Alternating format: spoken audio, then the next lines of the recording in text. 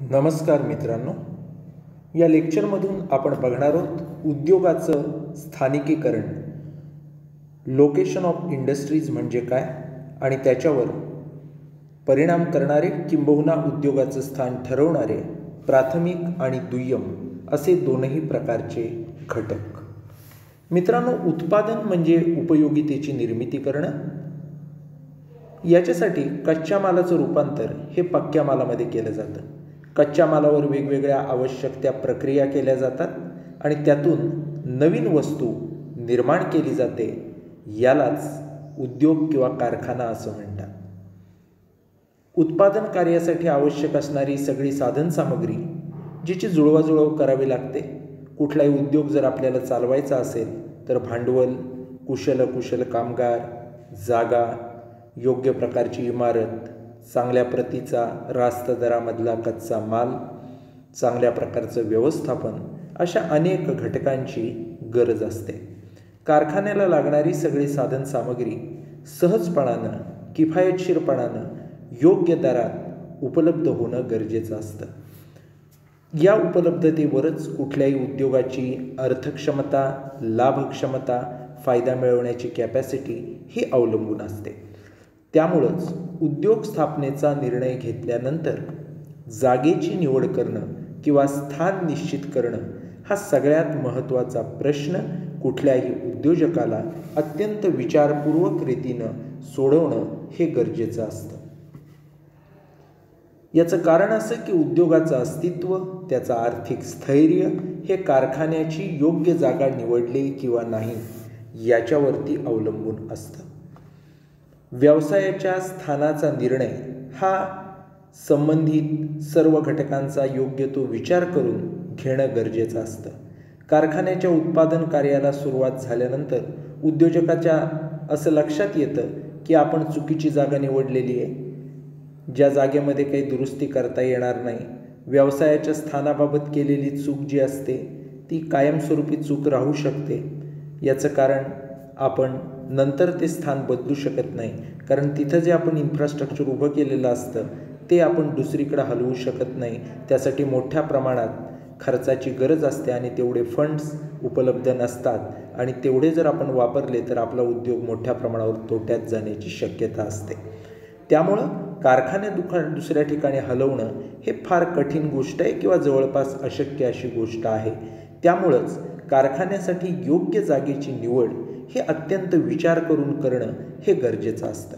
आता हे उद्योगाचं स्थान ठरवताना त्याच्यावर परिणाम करणारे काही घटक आपल्याला विचारात घ्यावे लागतात. व्यवसायाचं स्थान ठरवत असताना अनेक घटकांचा आपल्याला विचार करावा लागतो. काही घटक हे जास्त महत्त्वाचे किंवा मूलभूत स्वरूपाचे असतात, तर काही घटक हे कमी महत्त्वाचे किंवा दुय्यम स्वरूपाचे असतात. त्यामुळं उद्योगावर परिणाम करणाऱ्या घटकांचं वर्गीकरण आपण करणार आहोत. जे अत्यंत महत्त्वाचे घटक आहेत, ज्याला आपण म्हटले प्राथमिक घटक, आणि जे थोडे कमी महत्त्वाचे आहेत, तितकेसे महत्त्वाचे नाहीत, ज्यांना आपण म्हटले दुय्यम घटक. तर या दोन्ही प्रकारचे घटक कसे व्यवसायाचं स्थान ठरवण्यावर परिणाम करतात हे आता आपण बघूयात.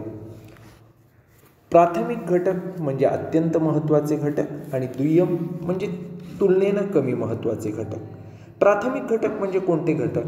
तर उद्योगाची जागा ठरवत असताना सगळ्यात महत्त्वाचे आणि मूलभूत स्वरूपाचे असे जे घटक असतात त्यांना आपण प्राथमिक घटक असं त्या ठिकाणी म्हणत असतो. की ज्या घटकांचा विचार केल्याशिवाय कुठलाही उद्योग चांगल्या प्रकारे उभा राहूच शकत नाही असं आपण जेव्हा म्हणतो तेव्हा ते त्या उद्योगाचे प्राथमिक स्वरूपाचे घटक असतात असं आपल्याला म्हणता येईल. आता नक्की कोणते प्राथमिक घटक कुठल्याही उद्योगामध्ये असतात? तर उत्पादनाचं कार्य कार्यक्षमतेनं करणं, अखंडपणे ते चालू ठेवणं, नियमितपणे चालू ठेवणं, काटकसर करणं, या सगळ्यासाठी जो कच्चा माल लागतो, बाजारपेठेच्या नजीकची जागा लागते, उपलब्ध कामगार लागतात, वाहतुकीच्या वेगवेगळ्या सुविधा उपलब्ध व्हाव्या लागतात, इंधन साधनांचा देखील योग्य प्रकारे उपलब्धता असावी लागते, भांडवल पुरवठा चांगल्या प्रकारे व्हावा लागतो. हे सगळे प्राथमिक घटक असतात. ज्यावेळी आपण दुय्यम घटक असं म्हणतो त्यावेळी उद्योगाची जागा निवडताना काही अन्य घटक हे प्राथमिक घटक सोडून आपल्याला बघावे लागतात.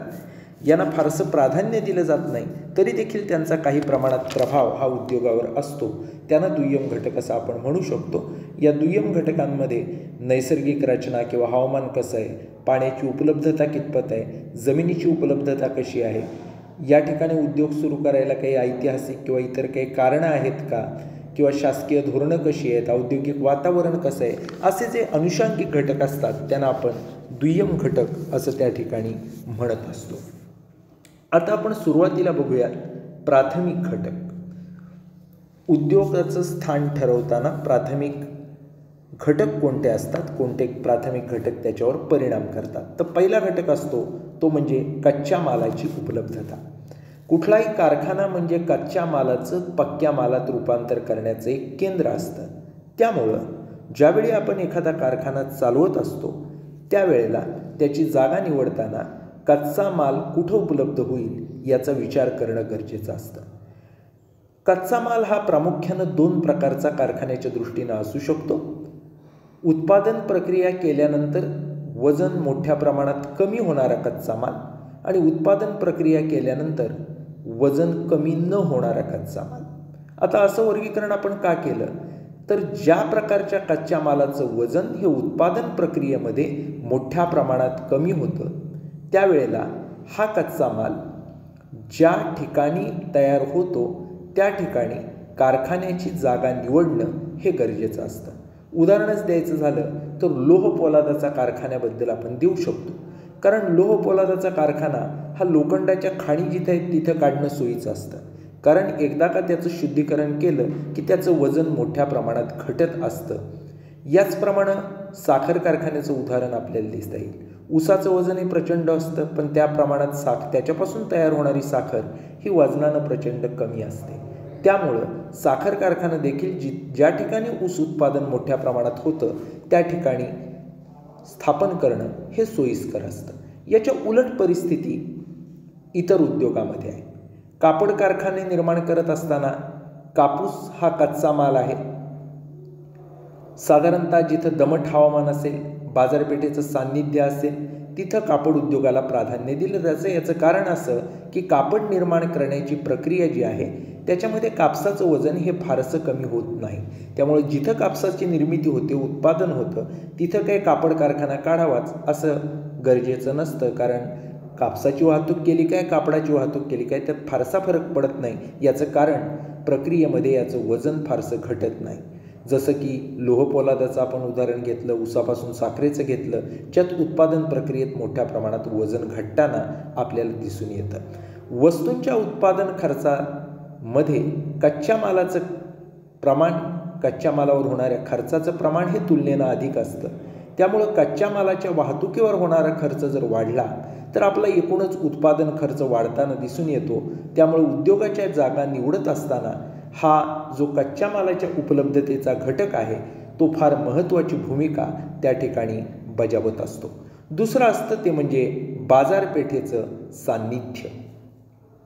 कोणत्याही उद्योगाचा विकास हा बाजारपेठेलगतच्या प्रदेशामध्ये झालेला आपल्याला दिसून येतो. याचं कारण काय, तर उत्पादन करणं हे उद्योगाचं मुख्य कार्य आहे. हे जरी आपण मान्य केलं तरी उत्पादित माल बाजारपेठेमध्ये विकून जास्तीत जास्त नफा मिळवणं हे कुठल्याही उद्योगाचं उद्दिष्ट असतं. त्यामुळं उद्योगाची जागा निवडत असताना बाजारपेठेच्या जवळ ती जागा असेल हे बघणं गरजेचं असतं. विपणन हे व्यवसायाचं उत्पादनानंतरचं महत्त्वाचं कार्य आहे. आजचा जर आपण जमाना बघितला तर जागतिकीकरण झालं आहे, उदारीकरण झालं आहे, खाजगीकरण झालं आहे, लोकांच्या सवयींमध्ये बदल झाले. त्यामुळे विपणनाला फार महत्त्वाचं स्थान निर्माण झालेलं आहे. विपणन केल्याशिवाय आपण केलेल्या उत्पादनाला कुठलाही अर्थ राहत नाही. त्यामुळे उत्पादित वस्तू ही कमीत कमी खर्चामध्ये, कमीत कमी वेळ लागून, जलद गतीनं, सुरक्षितपणं बाजारपेठेमध्ये उपलब्ध होणं हे अत्यंत गरजेचं असतं. जर कारखाना बाजारपेठ यांच्यामधलं अंतर कमी असेल तर आणि तरच हे शक्य होतं. याच्या उलट स्थितीत जर कारखाना हा बाजारपेठेपासून लांब असेल तर पक्क्या मालाच्या वाहतुकीचा खर्च वाढत असतो. वाहतूक खर्चामुळं वस्तूंची त्या प्रमाणात विक्री किंमत वाढवावी लागते. त्यामुळं आपलं उत्पादन स्पर्धेत टिकवणं हे कठीण जातं.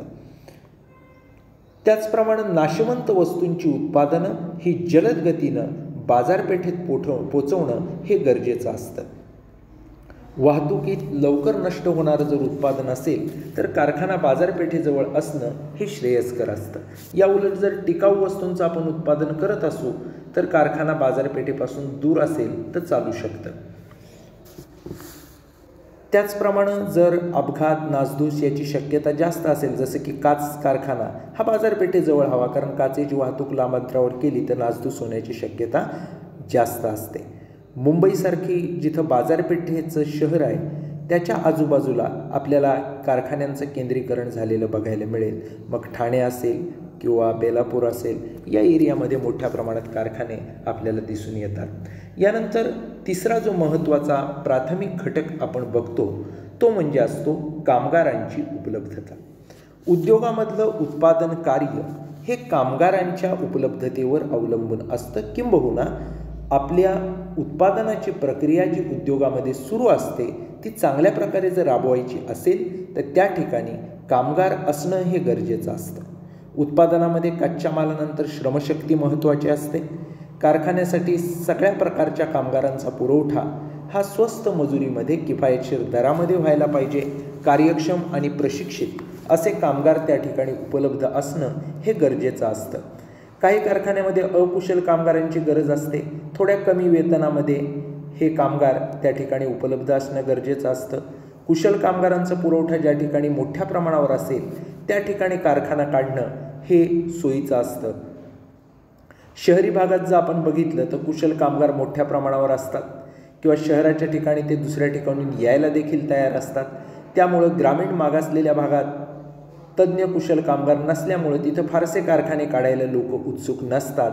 तर ज्या ठिकाणी मोठ्या प्रमाणावर कुशल कामगार आहेत अशा शहरातल्या ठिकाणी कारखाने काढायला कुठलेही लोक हे जास्त उत्सुक असलेले आपल्याला दिसून येतात. आज आपण जर बघितलं तर बँगलोरसारख्या सिटीमध्ये IT हब झाले. याचं कारण काय तर ते एक मोठं शहर आहे, अनेक सॉफ्टवेअर इंजिनियर तिथं सेटल झालेले आहेत. त्यामुळं अशा ठिकाणी जिथं सगळ्या सोयीसुविधा उपलब्ध आहेत अशा ठिकाणी तज्ज्ञ कुशल लोक जास्त राहायला प्रेफर करतात. त्यामुळं तिथं तशा प्रकारचे कारखाने उपलब्ध असल्याचं आपल्याला दिसून येतं. यानंतर असतं ते म्हणजे वाहतूक साधनांची सोय. उद्योगाच्या स्थानिकीकरणातला एक अत्यंत महत्त्वाचा घटक म्हणजे वाहतुकीची साधनं. Transport is the life blood of any business असं म्हटलं जातं. कुठल्याही उद्योगाचं जे रक्त असतं, जे जिवंत राहण्यासाठी गरजेचं असतं ते म्हणजे वाहतूक असं म्हटलं जात असतं. याचं कारण असं की उत्पादनाला लागणारा कच्चा माल असेल, कामगार असेल, यंत्रसामग्री असेल, तयार झालेला पक्का माल असेल, या सगळ्याची वाहतूक करणं हे अत्यंत आवश्यक असतं. कारखाना आणि बाजारपेठ यांना जोडणारा दुवा, कच्च्या मालाचे ठिकाणं आणि कारखाना यांना जोडणारा दुवा वाहतूक हीच असते. ज्या भागात वाहतुकीची साधनं मोठ्या प्रमाणावर उपलब्ध आहेत, स्वस्तपणे उपलब्ध आहेत, नियमित उपलब्ध आहेत, वेळच्या वेळी उपलब्ध आहेत, अशा ठिकाणी कारखान्याची स्थापना झालेली आपल्याला दिसून येतं. त्यामुळे उद्योगाची जागा निवडत असताना वाहतूक साधनांची सोय त्या ठिकाणी कशी आहे हे बघितलं जात असतं. स्वस्त, सुसज्ज, कार्यक्षम अशी ज्या ठिकाणी वेगवेगळी वाहतुकीची साधनं उपलब्ध असतील तिथंच कारखाना स्थापन केला जातो. रेल्वे वाहतूक जर आपण म्हटली तर ती जलद आहे, सुरक्षित आहे, स्वस्त आहे. रस्ते वाहतूक म्हटली तर ती त्या मानानं थोडी कमी जलद आहे, रेल्वेच्या तुलनेत थोडी खर्चिक आहे. पण ज्या ठिकाणी रेल्वे जाऊ शकत नाही तिथं रस्ते वाहतूक जाण्यासाठी सोयीस्कर मानली जात असते. निर्यात जर आपण परदेशात करायचं म्हटलं तर जलवाहतूक ही सोयीस्कर मानली जाते. पण नाशवंत माल असेल तर हवाई मार्गाचा देखील त्या ठिकाणी वापर केला जातो, जो किमती माल आहे पण नाशवंत आहे अशा मालासाठी. उदाहरणार्थ फुलं जर आपल्याला जर्मनीला पाठवायची असतील तर ती जलवाहतुकीनं पाठवणं शक्य नाही, कारण त्याला बराच वेळ लागेल, ती कोमेजून जातील. त्यामुळे फुलांची वाहतूक आपल्याला जर्मनीला हवाई मार्गाने करावी लागेल. उत्पादित माल जर आपल्याला खेड्यापाड्यापर्यंत पोचवायचा असेल तर तिथं रस्ते वाहतुकीचाच आपल्याला आधार घ्यावा लागेल, कारण रेल्वे काही सगळीकडे पोचलेली नाही. त्यामुळं आपल्या कारखान्याच्या जवळ जलवाहतूक असेल, विमान वाहतूक असेल, रेल्वे वाहतूक असेल, रस्ते वाहतूक असेल, या सगळ्या गोष्टी कुठं नजीक आहेत अशा ठिकाणी कारखान्याचं लोकेशन करणं, स्थानिकीकरण करणं, स्थान ठरवणं हे कुठल्याही उद्योगाच्या दृष्टीनं फायदेशीर ठरत असतं. त्यानंतर असतं ते म्हणजे इंधन साधनांची उपलब्धता. कारखान्यासाठी उत्पादन प्रक्रिया पूर्ण करायची असेल तर शक्ती साधनं, इंधन याची गरज भासते. मग त्यामध्ये कोळसा येतो, खनिज तेल येतं, वीज येते, पाणी येतं. या सगळ्या गोष्टी त्या ठिकाणी महत्त्वाच्या असतात. काही कारखान्यांमध्ये कोळसा इंधनमधून मोठ्या प्रमाणात लागतो. असे कारखाने आपण कोळशाच्या खाणीजवळ जर स्थापन केले तर जास्त सोयीचं असतं, कारण कोळशाचं आकार मोठा असतो, त्याची वाहतूक करायला जास्त खर्च लागू शकतो. आधुनिक कारखान्यामध्ये विजेचा नियमित वापर होत असतो, त्यामुळे विजेचा जी अखंडित पुरवठा आहे अशा ठिकाणी त्याचा स्थापना करणं हे जास्त सोयीचं होत असतं. याचं कारण असं की आधुनिक कारखान्यांमधून विजेचा स्वस्त दरात सातत्यानं पुरवठा होणारं ठिकाण निवडलं जाताना आपल्याला दिसतं. कारखाना चालू राहण्यासाठी इंधन साधनं महत्त्वाची आहेत, त्यामुळे कारखान्याची जागा ठरवत असताना जिथं इंधन चांगल्या प्रकारे उपलब्ध आहे ती जागा बघणं गरजेचं असतं. त्यानंतर असतं ते म्हणजे भांडवल पुरवठा. उद्योगाची उभारणी, तो चालू ठेवणं याच्यासाठी भांडवलाची गरज असते. व्यवसायाच्या आकारमानानुसार 2 प्रकारचं भांडवल प्रत्येक व्यवसायाला लागतं. एक असतं फिक्स कॅपिटल म्हणजेच स्थिर भांडवल, आणि दुसरं असतं वर्किंग कॅपिटल म्हणजेच खेळतं भांडवल. ज्या भागात स्थिर आणि खेळतं भांडवल स्वस्त दरात उपलब्ध आहे, मोठ्या प्रमाणात उपलब्ध आहे, नियमितपणे उपलब्ध आहे, तिथं कारखाना स्थापन केला जातो. प्रमंडळ किंवा कंपनी व्यवसाय प्रकारामध्ये भाग, कर्ज, रोखे यांना विकून भांडवल घेतलं जातं. भागीदारी असेल तर भागीदार भांडवल आणतात, एकल व्यापारी असेल तर तो स्वतः भांडवल आणतो. कर्ज काढून भांडवल मिळवलं जातं वेगवेगळ्या वित्तीय संस्था, बँका यांच्यामधून. शहरी भागात आपण गेलो तर कंपनीच्या भागभांडवलामध्ये पैसे गुंतवायला लोक उत्सुक असलेले आपल्याला दिसतात, त्यामुळे शहरी भागात अनेक कंपन्या भागभांडवल विकून त्यातून आपला पैसा उभा करत असतात. उद्योगाला खेळतं भांडवल देखील गरजेचं असतं, त्याच्यासाठी बँका असतील, वित्तीय संस्था असतील यांच्यामधून कर्ज घेतली जातात.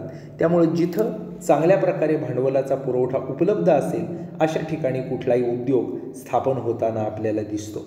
मित्रांनो, जेव्हा आपण प्राथमिक घटक म्हटलं उद्योगाचं स्थान ठरवताना विचारात घ्यायचे, तेव्हा आपण 6 घटकांचा विचार केलेला आहे. पैकी एक आहे कच्च्या मालाची उपलब्धता, दुसरा आहे बाजारपेठेचं सान्निध्य, तिसरा आहे कामगारांची उपलब्धता, चौथा आहे वाहतुकीच्या साधनांची सोय, पाचवा आहे इंधन साधनांची उपलब्धता आणि 6वा आहे भांडवल पुरवठा.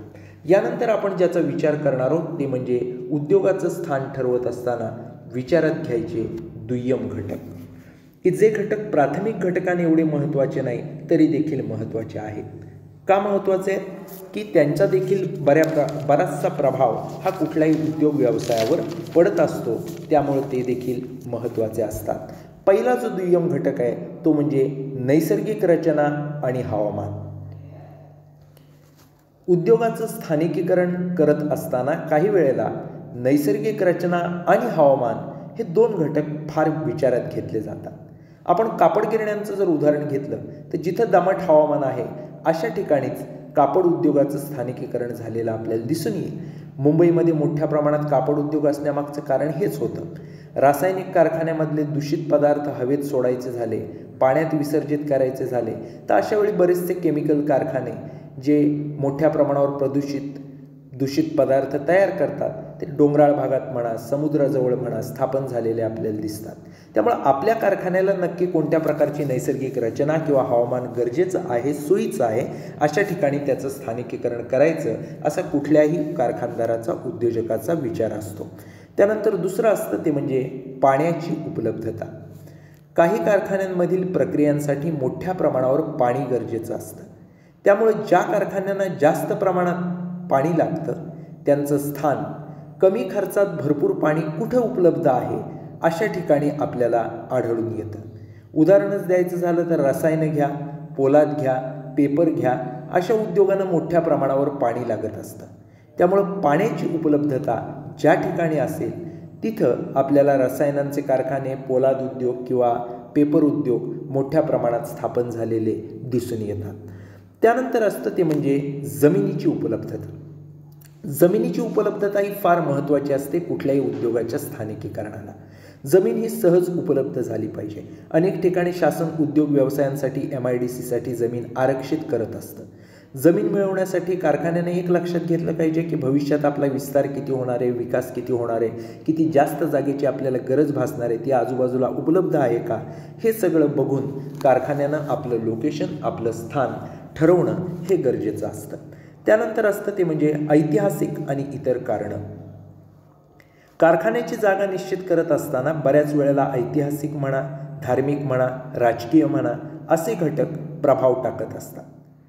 काही स्थळांना ऐतिहासिक किंवा धार्मिक महत्त्व असतं. अशा ठिकाणी पर्यटक, प्रवासी यांची मोठ्या प्रमाणावर वर्दळ असते. त्यामुळं ऐतिहासिक किंवा धार्मिक महत्त्वाच्या ठिकाणी उद्योगांची स्थापना ही केली जात असते. उदाहरणच द्यायचं झालं तर आता अयोध्येमध्ये जिथे राम मंदिर बांधण्याचं काम चालू आहे तिथं मोठ्या प्रमाणात पर्यटक येणार आहेत. नांदेडमध्ये आपण गेलो तर तिथं जो शिखांचं एक स्थान आहे गुरु गोविंद सिंग यांचं, तिथं मोठ्या प्रमाणात पर्यटक येत असतात. पंढरपूरला विठ्ठल मंदिरात पर्यटक येत असतात. त्यांना लागणाऱ्या वस्तूंचे कारखाने त्या ठिकाणांच्या जवळ जर आपण स्थापन केले तर तिथल्या ऐतिहासिक महत्त्वामुळे येणाऱ्या पर्यटकांपासून जो फायदा होणार आहे तो आपल्याला होऊ शकतो. राजकीय घटक जर आपण विचारात घेतला तर राजकीय किंवा राज्यकर्त्यांचे हितसंबंध सुद्धा कुठल्याही कारखान्याच्या निवडीवर प्रभाव टाकत असतात. टाटांचा नॅनोचा प्रोजेक्ट जो होता तो पश्चिम बंगालमधल्या सिंगूरमध्ये होता. तिथून तो अचानकपणे आणला गेला कुठं तर गुजरातमध्ये आणला गेला. याचं कारण तिथल्या राजकीय लोकांनी, तिथल्या शासनानं बऱ्याचशा फॅसिलिटी दिल्या ज्या बंगालमध्ये शासन त्यांना द्यायला तयार नव्हतं. म्हणजे राजकीय घटक देखील तिथं प्रभावी ठरत असतात. त्यानंतर असतं ते म्हणजे सरकारी धोरण. उद्योगांच्या विकासासाठी, प्रादेशिक समतोल राखण्यासाठी शासनाचं धोरण हे देखील महत्त्वाचं असतं. काही उद्योगामध्ये उद्योगधंद्यांना पोषक वातावरण असतं, त्या विभागाचा जलद विकास होत असतो. काही विभागात मात्र उद्योगधंदेच नसतात, त्यामुळे तो अविकसित असतो.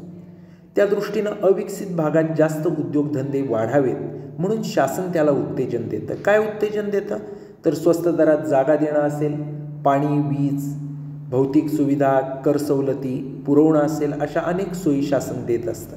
महाराष्ट्रात आपण बघितलं तर MIDC किंवा महाराष्ट्र औद्योगिक विकास महामंडळ स्थापन करून समतोल प्रादेशिक विकास कसा साधता येईल हे महाराष्ट्र सरकार बघत असतं. ज्या ठिकाणी कारखान्यांची स्थापना केली अशा ठिकाणी की जिथं अविकसित भाग आहे, उद्योग फारसे नाहीत, तर उद्योगांना सोयी सवलती, शासकीय परवानगी, ना हरकत दाखले असं विनासायास कसं मिळेल हे शासन पाहत असतं.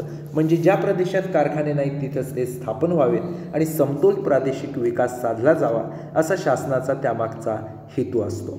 त्यानंतर असतं ते म्हणजे अनुषंगिक सोयी. कोणत्याही उद्योगाच्या ठिकाणी काही महत्त्वाच्या अनुषंगिक अन्य सोयी असणं हे गरजेचं असतं. कोणत्या अनुषंगिक सोयी असतात तर मग बँका असतील, विमा असेल, गुदामं असतील, जाहिरात असेल, सल्लागार असतील, दलाल असतील, अशा वेगवेगळ्या महत्त्वाच्या सेवा कारखान्यासाठी गरजेच्या असतात. त्याचप्रमाणे सांडपाण्याचं विसर्जन, टपालाची सेवा, दूरध्वनी, संरक्षण, सुरक्षितता, शिक्षण अशा वेगवेगळ्या सोयी त्या ठिकाणी उपलब्ध असल्या पाहिजेत. ज्या ठिकाणी अशा सोयी मोठ्या प्रमाणावर उपलब्ध आहेत त्या ठिकाणी कारखान्याची जागा निवडणं हे आवश्यक असतं.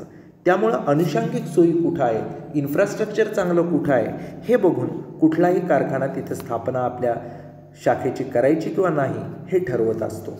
त्यानंतर असतं ते म्हणजे औद्योगिक वातावरण.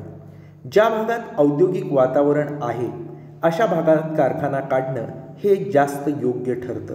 याचं कारण असं की जिथं लोक उद्योगधंद्याचा स्वीकार करतात, उद्योगांना सहकार्य करतात, अशा ठिकाणी औद्योगिक वातावरण हे चांगल्या दर्जाचं असतं. जिथं संपत्तीची नासधूस म्हणा, चोऱ्यामाऱ्या म्हणा, स्थानिक पुढाऱ्यांची आरेरावी म्हणा, कामगारांची काम न करण्याची मानसिकता म्हणा, अशा गोष्टी त्या ठिकाणी आपल्याला आढळून आलेल्या दिसत नाहीत. औद्योगिक वातावरण त्या ठिकाणचं गढूळ झालेलं आपल्याला दिसून येतं. चांगल्या औद्योगिक वातावरणाकडे लोकांचा कल असतो. त्यामुळं उद्योगधंदे अशा वातावरणामध्ये जास्त स्थापन होतात. लोकांचं तिथं उद्योगांना सहकार्य मिळालेलं दिसून येतं. अशा प्रकारचं औद्योगिक वातावरण हे उद्योगांच्या उभारणीला, वाढीला पोषक ठरत असतं. यानंतर काही इतर घटक हे महत्त्वाचे असलेले दिसून येतात. इतर घटकांमध्ये संरक्षण, स्थानिक सवलती, वैयक्तिक आवडीनिवडी, सामाजिक कारणं अशा अनेक गोष्टींचा प्रभाव त्या ठिकाणी असलेला आपल्याला दिसून येत असतो. मित्रांनो, या लेक्चरमधनं आपण उद्योगाचं स्थानिकीकरण म्हणजे काय हे बघितलं. त्याचप्रमाणे उद्योगाचं स्थान ठरवत असताना कोणते प्राथमिक घटक आणि दुय्यम घटक आपण बघितले पाहिजेत, विचार केला पाहिजे, याचा देखील आढावा घेतला. या ठिकाणी आपण थांबूयात. धन्यवाद.